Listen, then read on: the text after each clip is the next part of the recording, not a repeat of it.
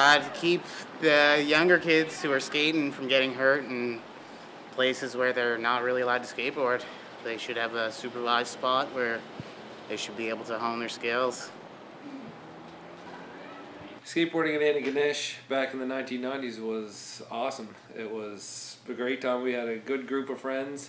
You know, we would, that's all we would do. Skateboard to school, from school, after school, go home for supper, and then come back in at night to skateboard some more. And it was awesome. It was great times, although we didn't really have much of a facility of a place to go. We don't have any places here for them now? Not something that's safe, no. They skate at the library, they skate on the sidewalks, they skate on the street. It's not a safe place for them. We're not a skate park, we really need one. And we're providing a bit of a space, and we've sort of had a bit of an agreement with the guys that are using the patio for skateboarding.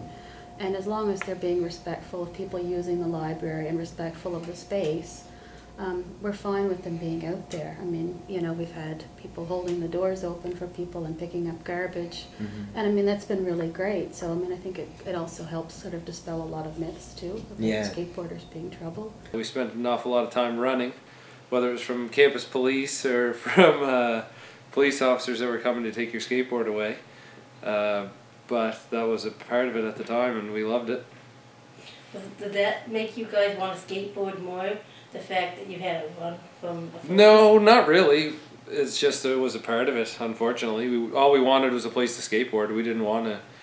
We didn't want to run every time or be looking over our shoulder every time we wanted to, you know, wanted to skate somewhere for the afternoon, or you know. So it meant you had to move around a lot, and you know, you would spend a lot of money trying to get your skateboard back. You know, and they would take it on a Friday night, and then you'd be done for the weekend. So you had the whole weekend to, you know, try to find some ways to get your money together to get your skateboard back, pay a fine, you know, a $200 fine at the time to get it back on Monday. So that was pretty brutal, but that's how it was. You know, being respectful, but going out and do your sport, whatever it is, I would say go ahead and do it. I wouldn't advise anyone not to do it. It would be nice if there was a place where they could do it safely and, you know, without breaking the law, but unfortunately that's not the case. So if it's a sport and you want to do it, no one should keep you from that, and I think people should go out and skateboard as much as they ever did.